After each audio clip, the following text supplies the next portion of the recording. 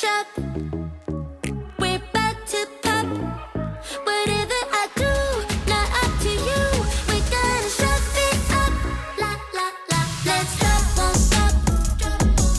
Unlock your shop. Whatever you do, not up to you. We're gonna shut it up. Today I found out what I want. It's everything I've never had. It's been a lifetime feeling sad, feeling sorry for the things that might make you mad. But I'm back, who's back, bitch? You went in and sorry. All you do is make people around you damn worry. I know it might sound just a little bit corny. Now I know where I stand. Don't even have a plan.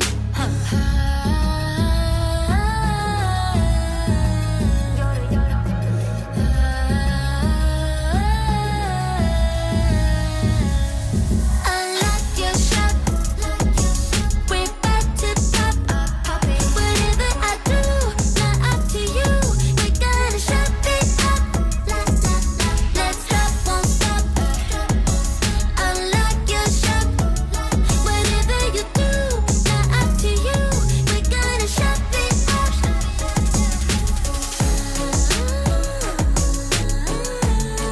I'll shut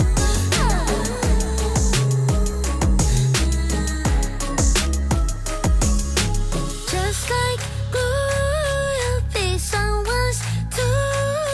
It's time for you. Just do whatever you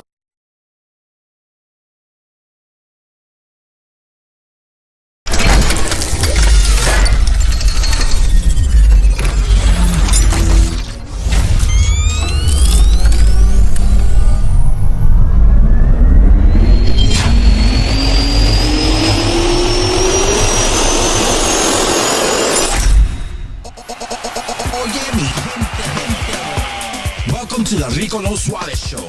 We are bringing you a fun-filled show tonight with a great guest. So get ready, mi gente. Now, here is your talk show host, Rico No Suave.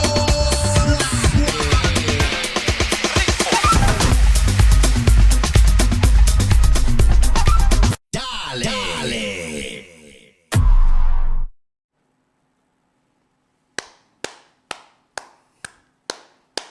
We are back. Your boy Rico No Suave. Welcome back, everybody. Welcome back to another great show. It's me, soy yo, Rico No Suave. Let me say it again. Rico No Suave.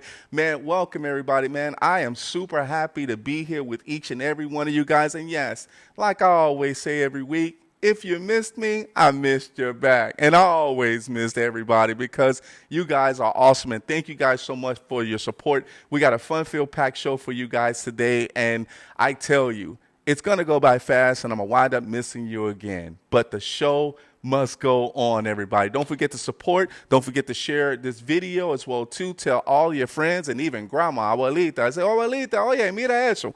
And be like, okay, Rico No Suave, I see you, papa. All right, let's get it on. All right, everybody, we got to start off because, I don't want my special guest to be waiting too long. But there's always Awareness Month, and I found this Awareness Month to be really, really awesome. And when I tell you this, I don't know if you guys even know that this is actually part of an Awareness Month. Let's put that up. It's called Family Fun Month. August. Did you know that there's an awareness for families to be together? That shouldn't even be an awareness. It should be automatic. But you know how sometimes where us families depend on the culture, you'll be able to have that family time, not just for like Thanksgiving, for Christmas, or just for the holidays, but this should be all the time, right? Your family should be your best friends. Your family you should always be around your family because you know why? You work from Monday through Friday. If you do work and you're not lazy, you should be able to go in, say hello to the family and just have a great time. This Awareness Month is so awesome because I think families, this should be every single month because we need to be together. We need to actually stay disciplined, stay correct with each other, be real with each other, but also continue to love each other as well too. So I wanted to bring this up and just let you guys that August is just for you guys to know that it is an awareness month for family fun. Do some activities. Let's go. All right, everybody. Okay. All right. I had a chance to be able to, and before I get started, I just want to say, and I'm not going to say his name yet because he's going to be part of the show, but I want to say that thank you for actually allowing me to be able to talk to this iconic person now in my journey as well too. You have seen her on MADtv. She was an awesome character for Oprah and also for Whitney Houston. She also does a lot of voice acting as well too when it comes to one of my favorite video games, Call of Duty. Halo was also another good one as well too, but she is always, and I can't even say she's a rising star, but I tell you, because the man upstairs is following through her veins for us to be able to see the great things that she's actually doing and a lot of great movies as well too. Everybody, I am proud and very happy that she's here on my show. Everybody, put your hands together for none other than the comedian, the actress, and the voice actor, Debra Wilson. Let's go. Yeah. Debra. Rico no Suave. How you doing, love? How you doing? Grateful. Too blessed to be stressed, too grateful to be hateful, and too anointed to be disappointed. Let's go. I felt like I wanted to do the Roger on that one, right? Too legit to quit, you know? Hey, love, welcome to the show, man. And thank you so much for actually being here and taking the time to actually be here with me today, because I'm ready to have not only a good time, but a great time. That's what we do today. So you wanna get this party started or what? Let's do it. I thought it was already started. What you talking about? Look at this. Did you listen to my day? Did you listen to my music? Did you like my music? Yeah, and I danced. I got up and danced. You was dancing? Yes, I did. And I realized, I'm already sweating myself up. As grandmother would used to say, let me get some tissue. Not a paper towel. Just tissue. Oh, man. Back in the Oh, I love that. You're going to keep it there. Grandma sweats between them things. Grandma. Oh, man. Oh, I love it, man. Oh, my God. Hey, we're going to have a great time. Let's get it on, man. Let's get it on. Everything starts with a journey, love. Everything starts with a journey when you're young and you're going through your teenage years, and then you go through starting at adulthood. But we're going to start off at age 5. Right? Because there was something that really stood out at age 5, that you wanted to become an actress. You knew you wanted to become an actress at age 5. And then a little bit. I'm correct. For me, in my mind, at that age, I already was. Oh. So when did you know? What age did you know that you wanted to become an actress then? I was already 1 at 5 in my mind. Come on. Oh. I'd already, kids, when they pretend, they don't go, I'm going to pretend to be Batman and you pretend to be, the Green Lantern. They say, okay, I'm going to be Batman and you're the Green Lantern. Okay, I'm this and I'm that. They already have the mentality and the beauty and the power of self-acceptance in their creativity. As adults, we have to navigate the negative world around us. Yes. And stop using our linear thinking to judge why we are not that. It's not who you are that holds you back. It's who you think you are not. Come on. You starting off with greatness already. And at age 5, since you were an actress already, let's talk about that English accent that you got. I was around somewhere between 7 years old and 9 years old when I saw a Diet Right soda commercial on television, and I knew I wanted to do a British accent. I had already been watching the Monkees and seeing Davy Jones and English speakers, English accents in movies and on H.O. Puff and stuff. And I knew I wanted to do an English accent. and perfect an English accent and perfected different ones. Uh, and so I would repeat the commercial. That's how I started, to be a mimic and repeat the commercials. And after Sunday church, my parents would bring me down from upstairs, and they would have coffee and cake with friends who came from church, and they would ask me to do that commercial because it was popular at the time in the '70s. And the adults would laugh, just laugh and chuckle, and then they'd send me on my way. So that was my first taste of it feels good when people appreciate me and laugh because Yes. I'm getting it right. I think Yes. it's yeah. So that was my first taste of the reinforcement at that age that I was an actress when I said I was at 5. Come on, come on. You know, most of the time when kids growing up, you know, they want to play like girls play with Barbie dolls and, you know, and they want to go outside and play with the kids. What was it like growing up for you because you want to be that, you know, you were that actress, right? And then you start looking at TV and being glued to the TV and imitating it and then you just working on your craft during that time and also your parents pumping you up, and which is awesome, right? Because they just felt that you were proud. What was it like growing up? Because you're from Queens, New York, Nueva York, right? What was that? What was that like as far as growing up? Because you started kind of like in the entertainment business of entertaining, you know, really quick. So what was life like growing up, you know, in Queens, New York as a kid and going into teenage life? I grew up in a family that everyone had a creative spark. Everyone had a talent. Everyone had a gift for something. Yeah. And my mother played piano and sang. My father played piano and sang. They were part of the church choir.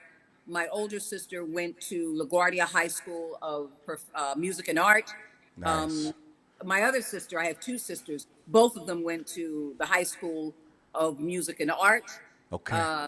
And my sister, my oldest sister, would always bring back music to teach us because she was a music major. All And I right. learned by the time I was 11, I was singing Bach. Mm. 3-part harmony between me and my 2 sisters, and we did it in Oh. church.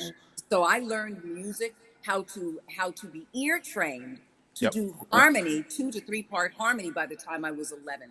So she was a big influence. My sister Lisette was a big influence and still is also, because she went on to become a music producer and keyboardist and played with some of the biggest people, Philip Bailey and Phil Collins. The song Easy Lover that they did, Yeah.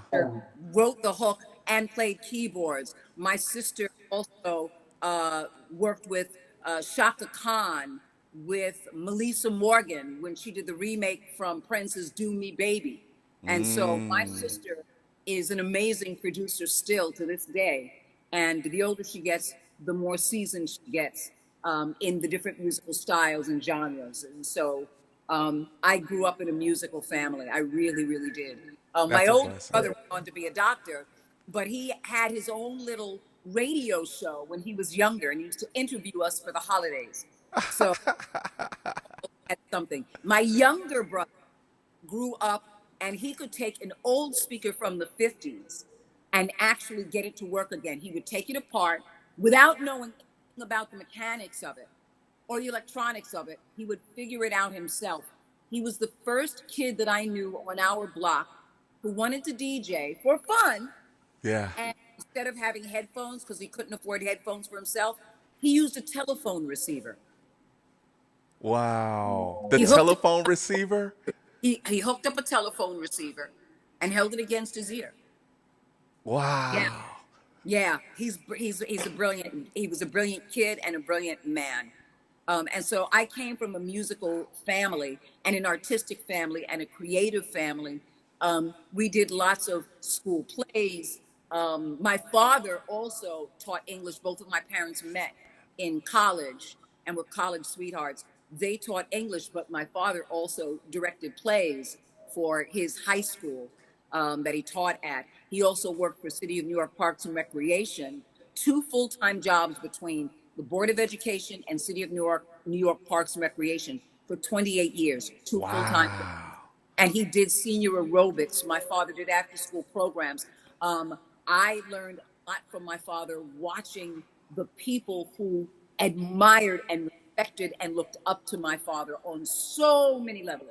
And I Yeah. was enamored by his students who were enamored with him and the productions that they did. And I knew I wanted that attention. I knew that that was powerful.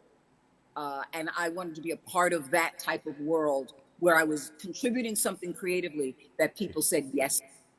Let's go. Let's go. Let's go. You know what I got out of it, and it kind of reminds me of my mom and my dad because they were pretty much hard workers as well, but they were in church as well, right? And there's always a foundation of church, but then also, after church, there's always uh, I don't want to say the hustle mindset, but it was a go-getter mindset, right? Where my parents were working couple jobs, two jobs, and they would actually work just to make sure that the family was actually taken care of, but also was kind of that role model of, hey, in order for you to be able to make it, this is kind of our bloodline. If you want something and you have the talent, you show the world as far as your talent itself. And that's what I'm feeling in regards to, as far as your family. How many siblings do you have? How many family members? Four. Four. I have Okay. four, yes. I have two older sisters and an older brother and a younger brother. But I also Okay. think the work ethic was really important to have a job that was grounded. By the time Yes. I was 14, I never asked my parents for money ever again. Come on. Why do I feel like I'm going back in time with me? Because you know why? My parents never said, they never said don't ask for money, but I knew that I couldn't ask them for money because they wanted me to get my own job. And I went to actually start school. And in high school, I did a work program. I think it's called Workers Education or Workers Ed program. And I was like, yeah, I don't want to go ask my parents for no money because they're going to ask for it back. I say, you know what? I'm just going to go out and get my own job, have my own check, and start learning how to actually have some responsibility. So I feel you on that. I 14? learned responsibility very early because I was inspired to Yes. make my own money. I was very, very inspired by my family to Yeah. make my own money. My father worked hard, and he worked hard to make sure that we had summer programs, that we went Yeah. on vacations, that he and my mom can take vacations, that he could Yes. get a new car every 6 years, 7 years. And so I learned that work ethic and how inspiring it was to have your own Yes. really build something. That for me was a greater foundation than acting, way greater than acting. So Yeah. the acting career didn't start for me for a very long time after that because it was a work ethic of doing something that not only was going to give me money, but Yep. give me a certain sense of security and a job that I love doing that I can also be creative in. I love that. The piece of the puzzle of where you actually almost finished college and then you dropped out on the last year Twice. twice. Let's talk about that because when someone is almost supposedly at that finish line where either your parents or your friends are rooting you on to say you can do it, but then all of a sudden it's like, I have a different mindset of where I want to go in life. Talk to us about, that last year and you decided to say, hey, I'm going a different path. I wasn't learning anything. I wasn't learning anything that I couldn't apply, that I could apply in life. What I had learned by 14 was far greater than what I was learning in college because I had to memorize somebody else's fact in order to get a piece of paper. Yeah. That just wasn't me. I tried it twice. I went to Syracuse University and I got into Cy Newhouse School of Communications to do film and television work behind the camera. I got into their acting program first, and I realized what they were teaching in college, I learned in high school because I went to the High School of Performing Arts. Yeah. And so I realized that the act of working and being of service to a community Yep. was the best education I ever could get. And so I started working at their big stadium, Carrier Dome. I worked in Sadler's kitchen. Sadler is a hall. And I worked there in the kitchen. I made money. I cut hair. I was really enjoying that space. I found a group home that I wanted to volunteer at Yes. until I realized that I can't do all of the things and continue to do that here in Syracuse, New York. So when I came back down to New York, downstate, I told my parents, I don't want you spending money because when I was in school, I said, if you're paying the tuition, I'll pay for my books and my food plan. Yeah. And Yeah. when I got back, I was like, I'm gonna work and I'm gonna get a job and I'm gonna figure it out. But you will never have to worry about me. Bills in the house, I will be paying part of those things. You never have to ask me for money because it'll already be given. By Yeah. 14, I was paying bills. Let's I started go. taking that money to pay bills, and because I wanted to feel like an adult, it made me feel really a part of the family and really a part of that on being on the cusp of the adult world. And so my mindset was think like an adult and look at the truth. Yep. I like Truth, that. transparency was I am not being educated in this system. I am asked to take these tests in order to pass a specific curriculum in order to get a degree that I'm going to still have to figure out what the fuck am I doing after. Right. Exactly. And you know what's so crazy about that is that nowadays in life, people are saying that same exact thing of education. Where is it really taking me? Where do I actually have to go? Now, of course, I went to college, but then I took a trade because I didn't feel like what you were feeling. It wasn't good for me. So I came back and I did a trade for IT and network engineering. And that was the best thing ever because I was like, man, I feel like I'm not going to have a job if I don't know what I'm doing. Right. And I think that's one of the things that you kind of hit it on the head. But a lot of the kids nowadays are feeling that right now. Right. And they're like, I'm going to school, but then I can't find a job. I can't find something that's part of what my passion is. So, and now they have to take the trade. So I totally agree with you in regards to that. But I want to flip to the part that you did start talking about the preschool. You taught in preschool, you work with the handicap, and then the senior aerobics. Now, of course, I want to make sure I get this because personally, those are things where you're helping to educate the world, the youth. You're actually helping people as if you're volunteering to be able to help human beings that has a disability, but they also have an ability to still live a good life. And as well as you did the senior aerobics. Now, I always thought that was cool. The senior aerobics, when I see them in the water, they're doing whatever that they're doing in the aerobics or whatever in the water, I thought that was always cool. What have that personally helped you in your journey in regards to those three different areas of helping? Plain and simple, being of service to others and the community around you. Yeah. And that is still me to this day because the lines are blurred between being in the entertainment industry and being of service because it's all service. Yes. On one level or another, it's all service. And even though I dropped out of college, I knew I was still on the journey of education for myself, whether it was whatever I needed to learn for myself and my Yep. own personal growth, my Yep. spiritual growth, my well-being. There was an education still out there waiting for me, and I was ready to pursue that education as opposed to getting a job. Yeah. And so me being of service into a community was a powerful impact that has lasted throughout the career that I do now from Parks and Recreation. Yeah. I love that. I love that because there's always two sides of a human being. There's that business side and then there's that humble side, right?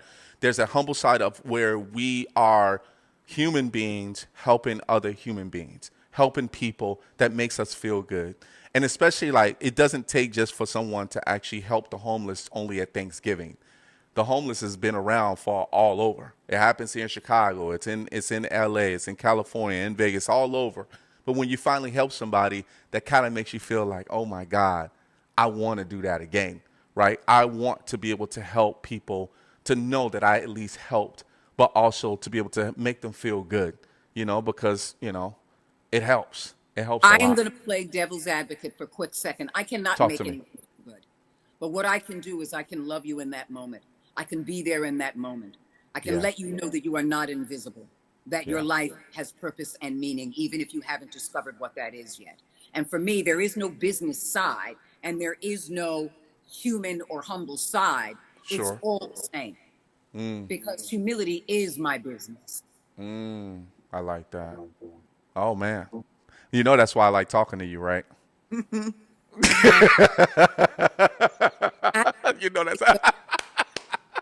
girl, don't do that. That's why I like talking to you, because I'll never you swipe left.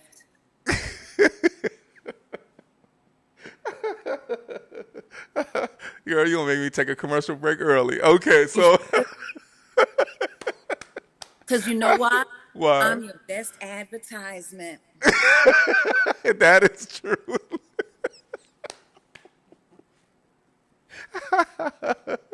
I love it, man. Oh my God. Everybody is in the comments going crazy, man. Oh my God. We got Marcus Wolf saying hello, Debra. Great Hey, to see beautiful you. one. Hey, we also have Patty Escobar. She says, I remember her as Whitney. She was so good as Patty Escobar. Yeah, girl.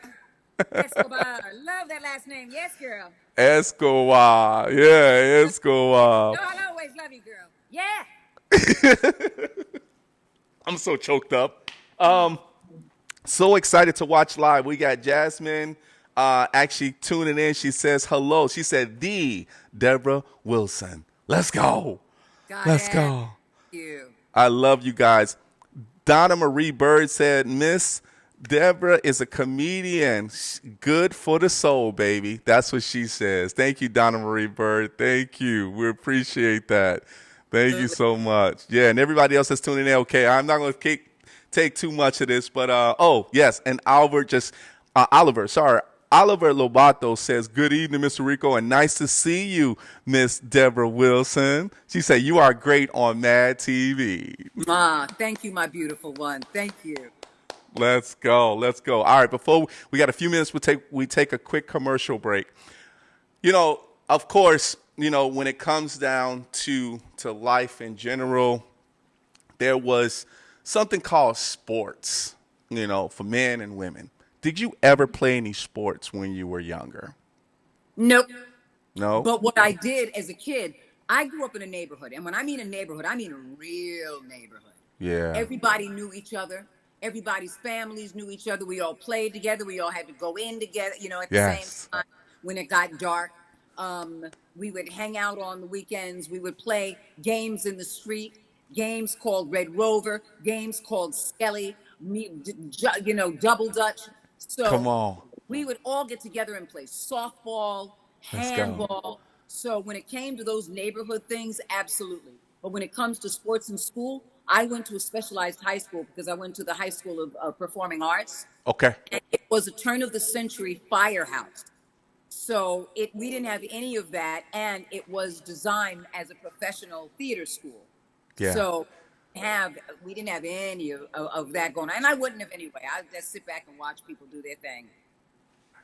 I like that. Somewhere. We sitting back and watching you do your thing. Because Debra Wilson's here, everybody. Let's go. Yeah. Debra, I'm super, super hyped. We're going to take this commercial break because you did a little advertisement you did that little Vogue pose that you did on that girl. Almost when you be on that front of that magazine. But exactly. I love it, man. But, Debra, we gotta put a commercial break in this right quick. But we're going to actually show everybody. Of course, they know your talent, but we're just going to give you flowers ever more because we got that video we want to show after that commercial. Everybody you already know is the comedian. It is the actress, the voice actor, none other than the iconic, who we all love, Debra Wilson. Everybody will be back. I'll give you about 2 minutes. Let's go. Darling. Every year, 800,000 children are reported missing. That's one child every 40 seconds. It's every parent's worst nightmare. Right now, there are 483 missing children cases still open. Your card donation can help keep kids safe and bring missing kids home. Donate your unwanted card today. Fast, free pickup, 24-hour response. Plus, you'll get the maximum tax deduction. Call 800-723-2013. Let's make the loss of a loved one fun! Woo! Okay, here we go. Oh, yes.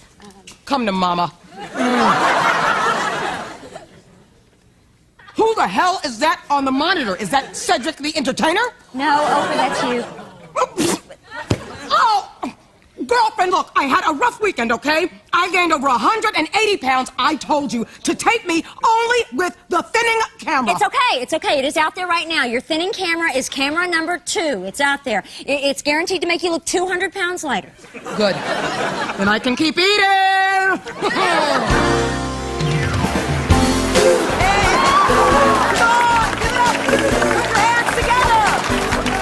That's it! Having a party!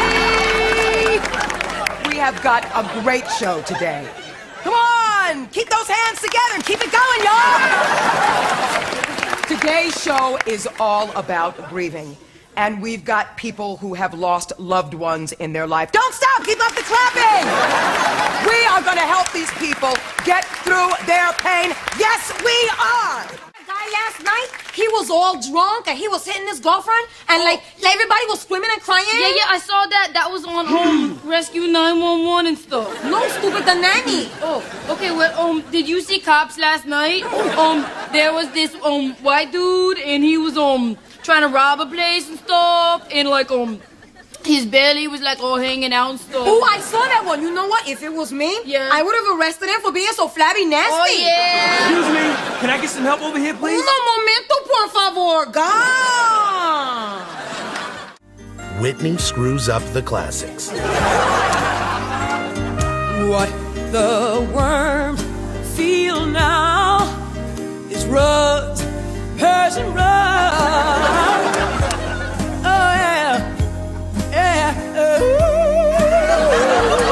Listen as Whitney screws up your favorite classics over and over again. Who told you to stop the music? Who told you to stop? Bitch, who told you to stop? The best thing about Big John Discount Shirt Barn is that it's so easy to get to. Tell him, Thelma.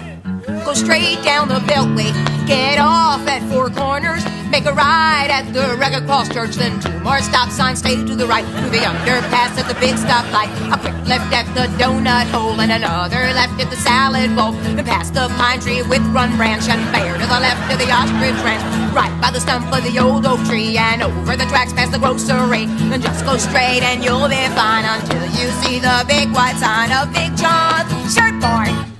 You might want to tell him again, Thelma, but this time hurry up because these commercials be costing me money. Go straight down the Beltway, get off at Four Corners, make a right at the Red Cross Church, and 2 more stop signs, stay to the right, through the underpass at the big stoplight, then a quick left at the donut hole, another left at the salad bowl, past the pine tree with One Branch, and bear to the left of the ostrich ranch, right by the stump of the old oak tree, and over the tracks past the grocery. Just go straight and you'll be fine until you see the big white sign of Big John's Shirt Barn. See you all later.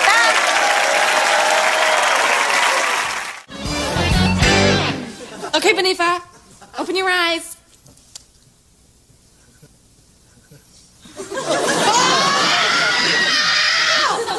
Oh my God! Oh my God! Oh my God! Oh my God! Oh my God! Oh my God! Oh my God! Oh my God! Oh my God! Oh my God! Oh my God! Oh my God! Oh my God! Oh my God! Oh my God!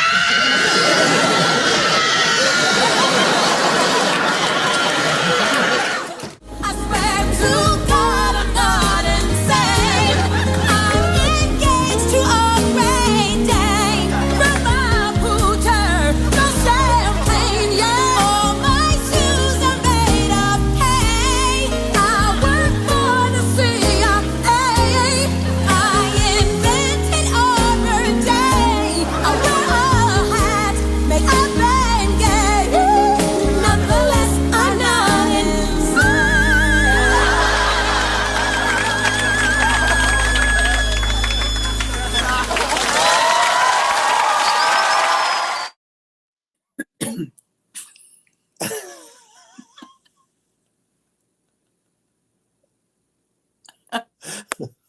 there's a guy that loves to pop up at people's houses like me and interview people.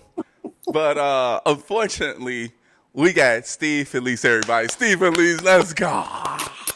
What's up, Steve? How you doing, buddy? I'm good. How's it going? It's going. Surprise. Happen to be in the neighborhood. Oh man, I was hoping that you were gonna come in and check in on Debra because we asked about you. I said, "You seen Steve?" I said, yeah. She was like, "No, I ain't seen him for a while." Next thing you know, Steve is right next to you, baby. Yeah. That is awesome, man. Oh man, thank you for joining in on the show, man. I mean, Debra, it was magic. It was the magnet. It was the magnet that you have. That you had Steve here.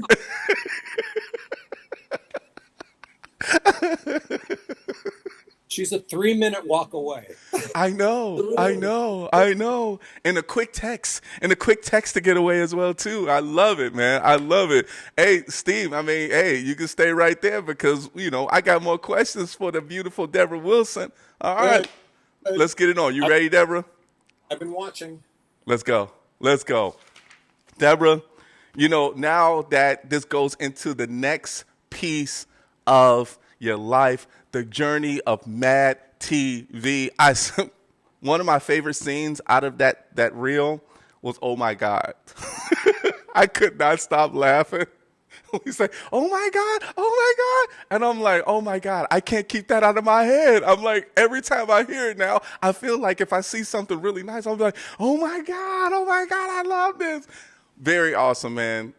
Let's get it. That character is Bunifa Latifa Halifa Sharifa Jackson. Oh, let's go. And I love the way you played the Dominicana or the Boricua. Puerto Rico. Oh, my goodness. You did it so well. I was like, oh, man, she almost did it better than Rosie Perez. I was like, oh. When I saw that, I was like, oh, my God. Let's talk about how you got to MADtv. Tell us in regards to how you were able to land that gig. I auditioned in New York twice. Then I was working on a Spike Lee film at the time, but I auditioned in New York twice.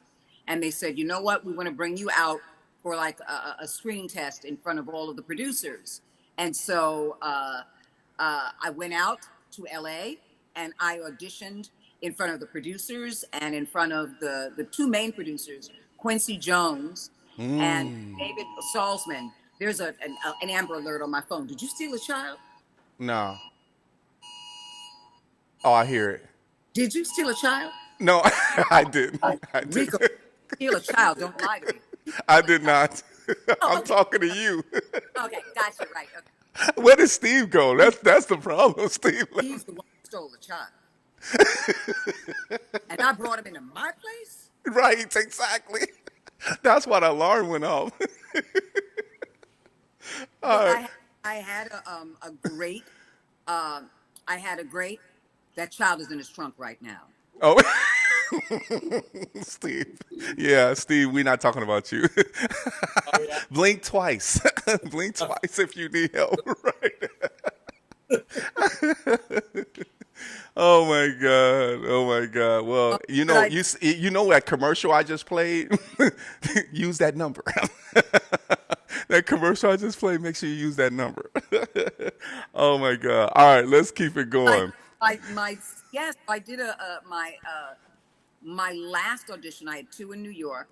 And my last audition was in front of all the producers. Quincy Jones and David Salzman, QDE Entertainment, were the ones who were producing the show.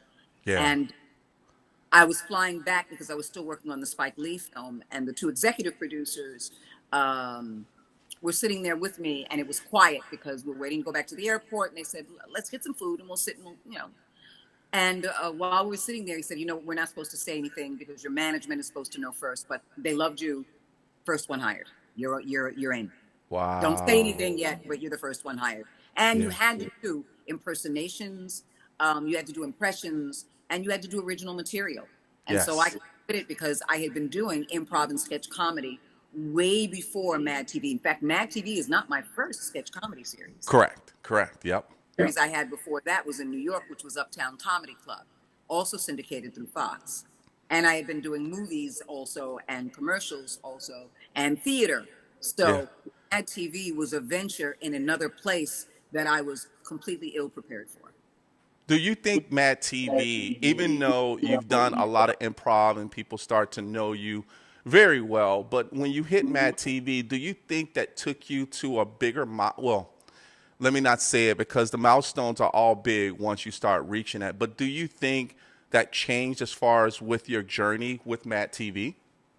Absolutely. My personal journey, my spiritual journey. And in New York, nobody knew me. I worked, but it Yeah. wasn't as if I was doing something that was constantly substantial in which I was moving forward. I mean, I was, but I didn't see it as that because I was looking for the failure. I was waiting for it.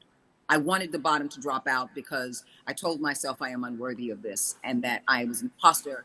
And there are so many people who really studied hard and wanted this and was fighting for it. And I just wasn't willing because I kind of moved up very easily. And I felt that growing up for me with low self-esteem, believe it or not, I felt like I was unworthy of that for the rest of the people that really worked hard to get there. I didn't care.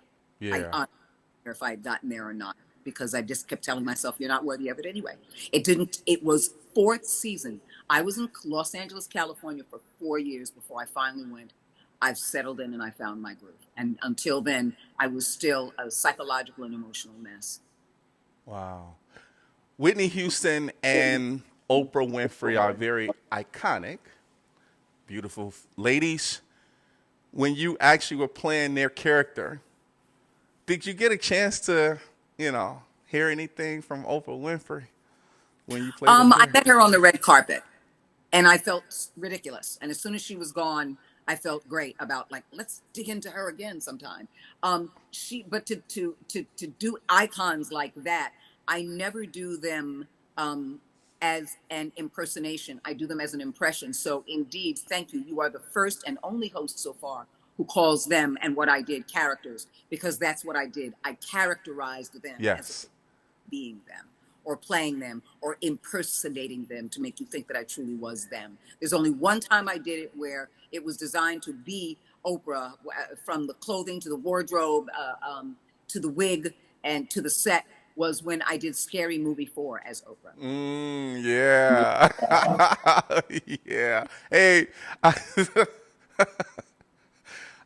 had to look at your scissor reel like multiple times, right? Because, Oprah, there was a lot of other people that actually kind of play Oprah as well, too, and, try to imitate her. But I felt when you played her and eating the turkey leg and then going out saying, hey, make sure I look slimmer versus to me, and then everybody's like, keep clapping, right? And that just took it over the top. I mean, of course, me and the crew, we just back here laughing hard. And while we saw that, I'm like, man, she plays her so well. Like, it was to the T, right? And I really understand as far as when you're talking about impressions, right? Because you're just there to not just do a job, but also you take that as a passion of great people like them as well too. So, man, time is flying by fast.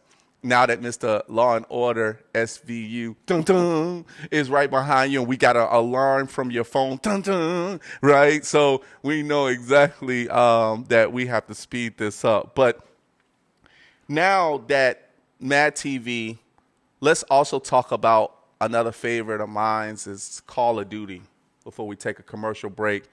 Being a voice actor and, of course, you having that journey of that voice and impressions and things like that, Call of Duty, what did you feel like when they called you or they said, hey, we want you to be this character or play this part as General Lyons in Call of Duty? What was that A like? friend of mine who is one of the producers on it, and I worked with him on a video game called Wolfenstein: The New Colossus. And he's an actor and he's a writer, and he's been working within the Call of Duty franchise for a very long time. And he said, it's a small role as this general, and it's performance capture. And I had already been doing performance capture. My first performance capture was Avatar with James Cameron. And so I was like, absolutely, I want to do it. And it was a day's type of work. However, what a lot of people don't know is that in the Modern Warfare franchise, and I've done quite a few characters in a lot of the Call of Duty Modern War franchises. So for me, that was just a fun day of working with someone that I care about, who knew what I can bring to the table, so he didn't need to audition anybody else. Nice. Didn't need to. He just was like, "Come in." Let's go. Brian Bloom, thank you. Let's go, Brian Bloom. Keep blooming, Brian. I love that, man. I love it. I love that.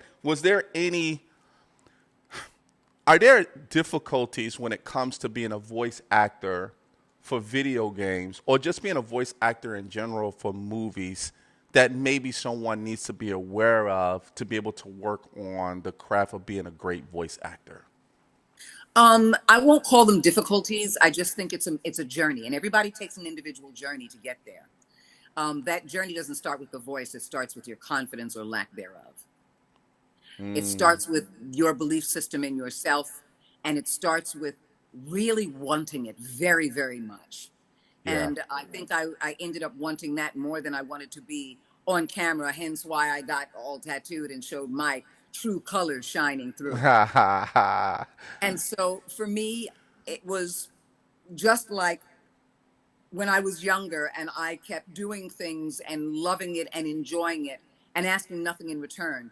Even to this day, with the career that I have in voiceover, and it's almost spanning 30 years, I love it and enjoy it regardless of the money, as opposed to because of the money. Right. And because I'm enjoying it, and it is such a joy. It's a joy that I share and spread for those who want to learn, for those who want to believe. And I make myself accessible to teach and to coach and to support so that they can find their path, because each and every individual path is powerful, because you're supposed to learn yourself and you're supposed to grow yourself to better know yourself, because the equipment that you bring with you will be greater than your voice. Everybody wants to do it as a voice. We get that. But the most important thing is, what is the heart attached to the voice for?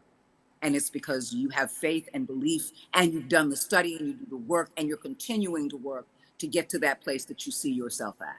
And that takes the heart first. Yes.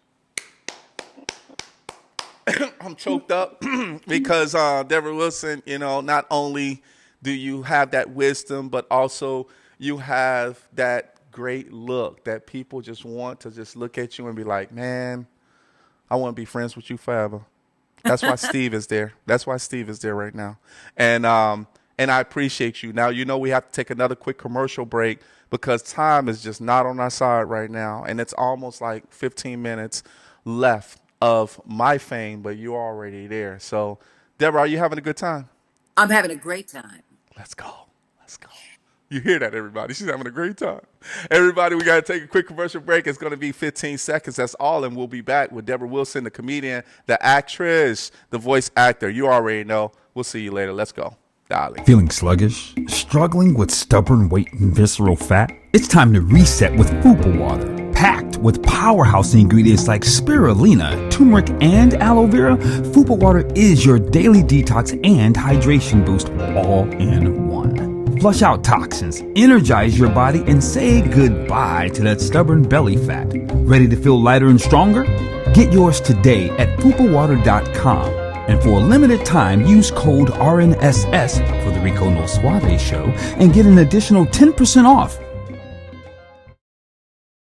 And we are back. Oh, Steve left. Went to cool off a little. Okay. All right, cool. Just watch out for that kid. Watch out for the kid. Watch out for the kid. All right.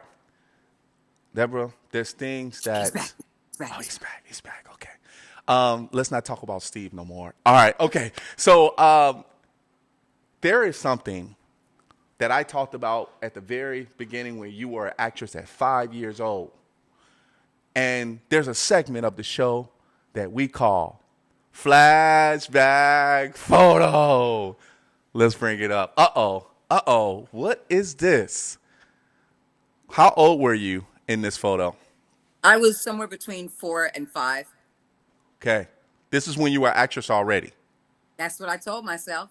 Nope, I'm turned to the side. Notice I'm not sitting straight up like most kids. I turned to the side and gave a little side look. Yeah. Yeah. What you looking at? Yeah, I like that. I like that side smile too. Like, Right. I have the body and the face of a kid, but the smile of an adult that thinks that they're already grown. Because most people, when they smile, usually their mouth is open a little, you know, and there it's just, I don't know. I can't tell you what was going on in my mind back then. I was way too young to know, but I know that when I look at that, that is the smile of a child who thinks she's more adult than she is. let's go. Let's go. One question for you. As you look at the age between 4 and 5, if you had a chance to be the little Debra on her shoulder and you want to whisper something into her ear of knowing of the journey she's going to go through, what would you have told your 4 to 5 year old self back then? You're going to go through it and you're going to get through it and you're going to learn something about yourself. It's going to be all right. You're going to go through it and you're going to get through it and you're going to learn something great about yourself. You're going to be all right. Let's go. Let's go. Debra, you know, when you talk to yourself from back in the day and you go through I still all of talk these... to myself out loud now. Do you? Back in the day, I still talk to myself. You still talk to yourself? Yeah, out loud, absolutely. Inside the house or outside the house? We all need to, everywhere, both. Everywhere. We all need to, because there's a little voice in ourselves, in our heads, that sometimes agrees with us or tell us we can't, and that is a flashback to some childhood memory or trauma. And we need to sometimes say, hey, stop, I hear you. I get it, but I'm not listening to you. I get it. Yeah. You want me to go back to my past and feel bad about myself, or you want me to question this, or this is why I made this decision because I never healed this thing. I never rectified this thing. I never reconciled pain this person did to me, blah, blah, blah. Yeah, I get it. Now, so I'm always in that space. Or if I'm doing something creatively, I'm always hearing things so I can say it out loud. Or creating characters with the voices out loud when I'm with my dog. So it's a constant. It has never stopped. It has never, ever, ever stopped, and it never will, because I think we each and every one of us are born with this energy, and we tamp it down because it is embarrassing to society or to our family or to ourselves. But in there is the seed of your greatness, and the seed, most importantly, of acceptance, self-acceptance. Let's go. Let's go. I still love you. Always. Let's go. Let's go. Man, I'm so hyper, man. I'm so hyper, and I hate that time is not on our side, but we're going to go through, since that guy is sitting right behind you, we might as well just bring up that photo of you and him. And, it's kind of like a flashback photo as well, too, of you and Steve. It is. Let's bring that up. Forget about it. There it is. Bada bing, bada boom. Let's make that picture.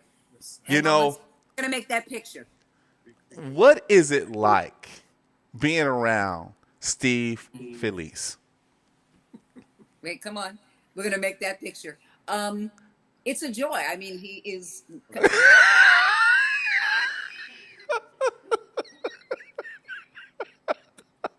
It's a flashback photo time from then and now. He, like I said, we met through a window and we became friends. And we've shared such an amazing journey through the positive and the dark, through the fun and the silliness. We're both very silly. Yes. When we get on the phone, we say hello by saying eco, eco. And when we get off the phone, we say eco, eco. We're adult, and we love doing things together, like going to the Hollywood Bowl to see John Williams music in concert. Let's go.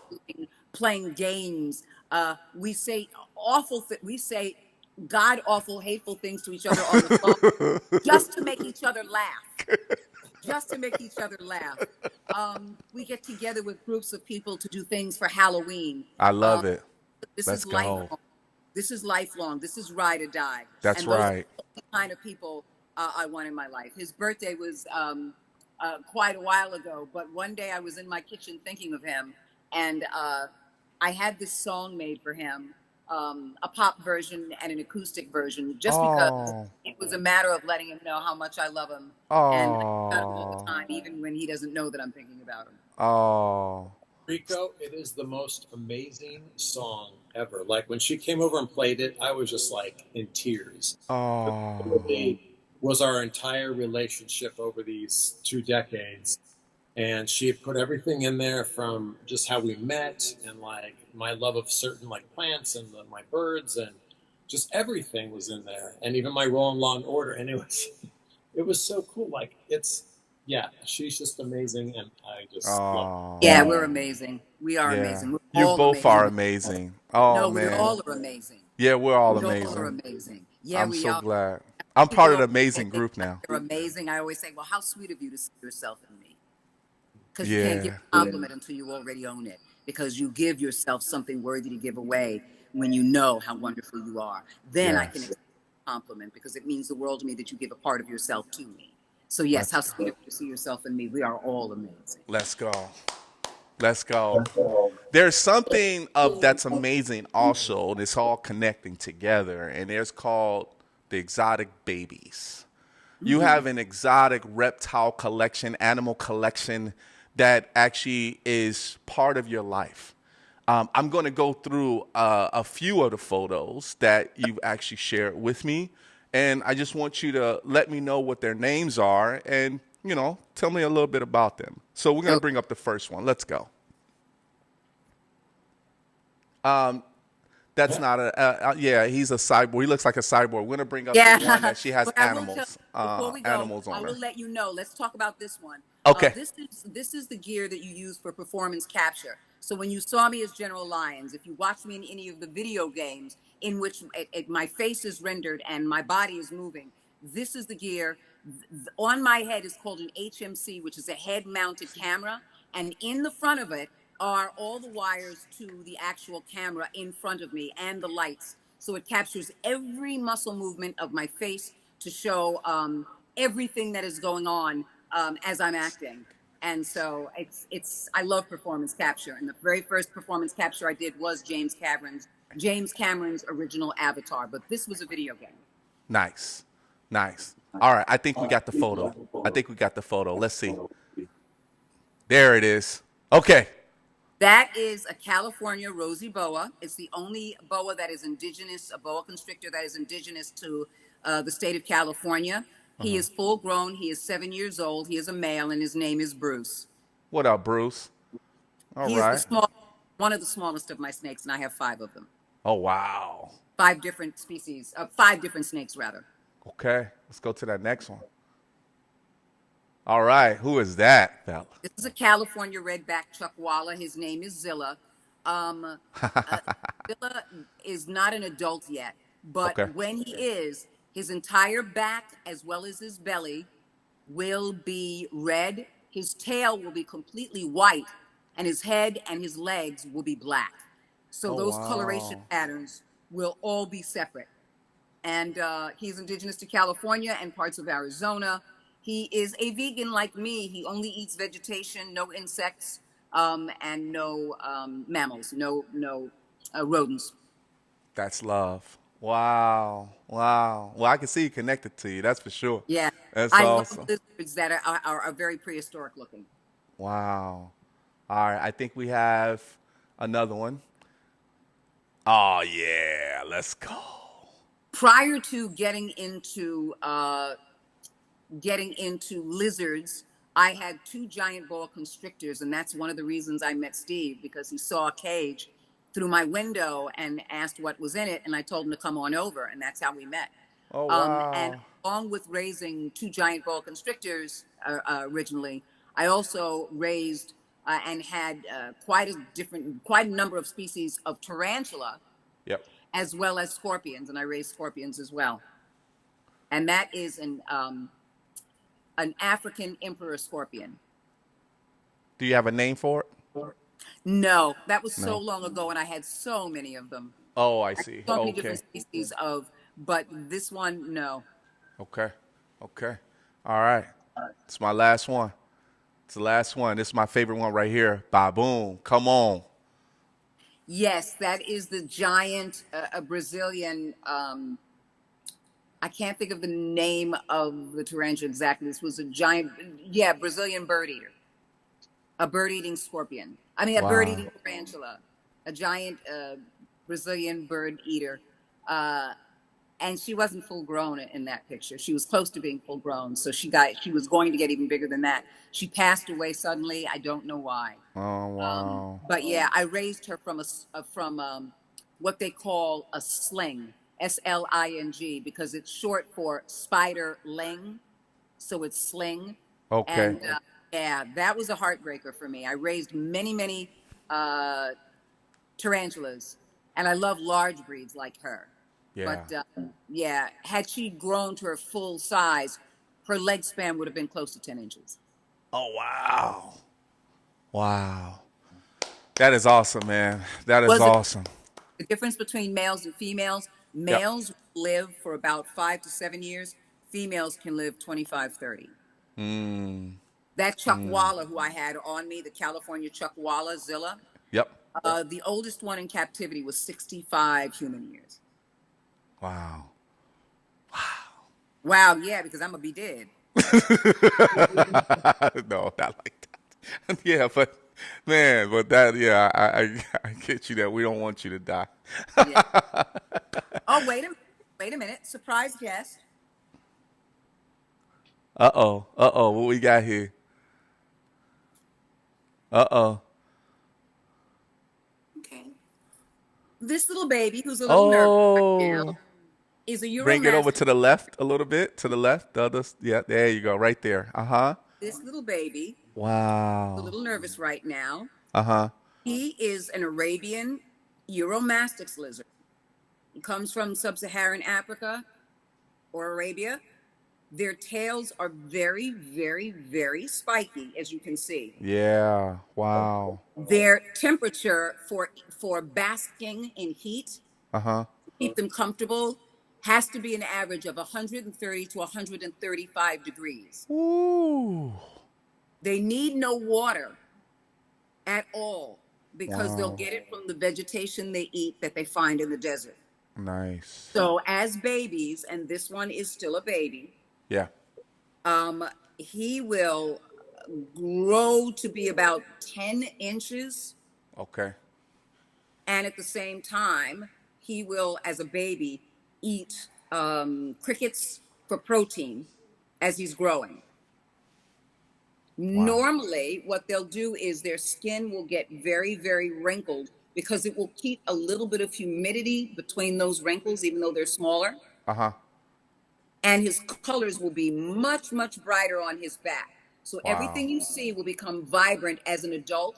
The males get very, very bright, vibrant, because it's a way to attract the females. So males of the species will attract females with vibrant spots. So these yellows, the spots will be bright, bright, bright neon yellow. Oh. Those browns in the middle will be a little bit more orangey. And those browns that are across like that will get a softer brown. But yeah, look at that little prehistoric I know. Yeah, that tail is amazing. Yeah, look at that. Yeah, their that tail is nice. Expectancy is about 20 years in captivity. Oh wow. And I love him because he's very prehistoric looking. He also eats vegetation. Okay. And flowers. And what? Insects. Oh, insects. Okay. Yep. Yeah, he'll eat insects and flowers and vegetation. And flowers. When he becomes an adult, all he'll need is the flowers and the vegetation because he'll get his moisture from there. You never have to give them a water bowl. Wow, that's awesome.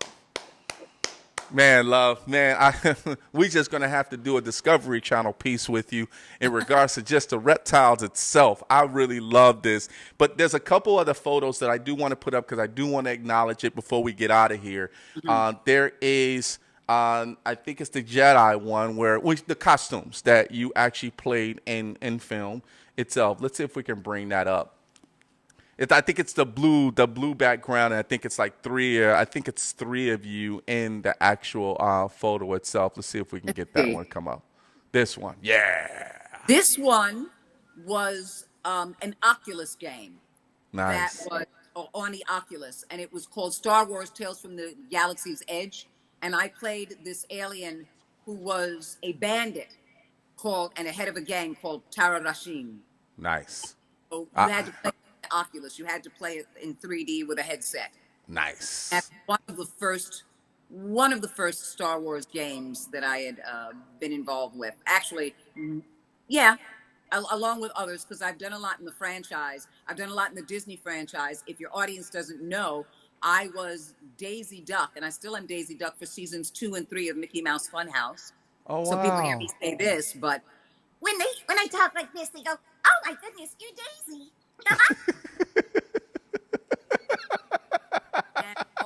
And I'm the first woman of color to ever voice Daisy Duck. Nice. Disney history. I'm the 6th Daisy Duck, and I'm the first woman of color. Also, after she passed away, for those of you who remember The Little Mermaid, and Ursula the Sea Witch, ever since Pat Carroll, the original voice of Ursula, passed away, I have become the official voice of Pat Carroll's Ursula the Sea Witch. Not just Ursula the Sea Witch, but Pat Carroll's Ursula. This was a fish person. The actor, the director, Ryan Johnson of this was a Star Wars The Last Jedi. He said, we're looking for languages and we're looking for people to play fish people. And I was already in an ADR looping session over at Disney recording, and he had me come up and I created a voice. So I've been known to create creature voices for characters in video games as well, and particularly this one. But this is live action. This was Star Wars The Last Jedi. Let's go. Let's go. All right. You know, I hate that the time do fly by so fast. And I got something for you. I got something for you that ever since when you booked on my show, I knew that I had to give this to you as well, too. So I got this. Thank you. Rico No Suave, baby. Rico No Suave. This shirt right here is... It's so many things I do want to say to you, Debra, in regards to this. And I know I talked to you behind the scenes and said how I'm proud of you. And I am proud of you. Because I feel like, you know, by when we talk, it felt amazing just to talk to someone on a personal level, but also to be able to get to know you as a person and how humble you are as a person. But your journey has started at age 4. That you knew you was always an actress, and then all of a sudden you looked at people with that smile, and then you went through college and didn't finish it, but you knew where you want to actually go, to be able to know how to imitate and impressions of imitating big actors, and also for singers, Whitney Houston, and also the great talk show host Oprah Winfrey. Being on MADtv. And Mariah Carey. That high note I hit, that was yes. me. And Mariah Carey. Yes, girl. Was me. Ask me to do it. Ask me to hit that high note. Huh? Ask me to hit that high note. Hit the high note. I can't.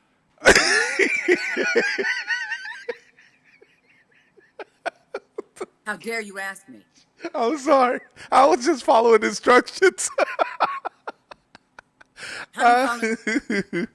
All right, okay, all right. You can't hit it for me, but when you have this shirt on, I want you to say, "Oh my God." You can say, "Oh my God," when you receive this, and make sure you record this. You got to record it though. Receive that shirt. I will only take that shirt if you sign it for me. Put it in Sharpie marker, silver marker. Sign that shirt. I want your autograph on it. It doesn't have any meaning to me until you put yourself on there. That means a lot. Stank on it. Please. Put that. Okay, I will make sure I do that. But last but not least, the reason why I'm giving you this shirt, because you're awesome. You're great at what you do.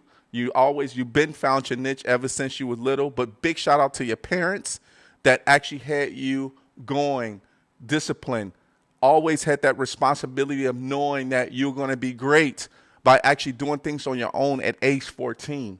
Yeah, I think that was such a great thing. Such a great thing.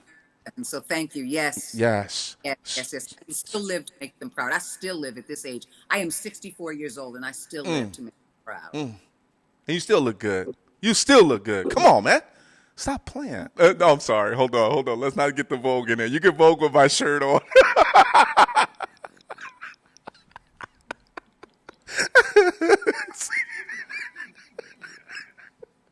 You got Oh, guys, we ain't never going to finish this talk show.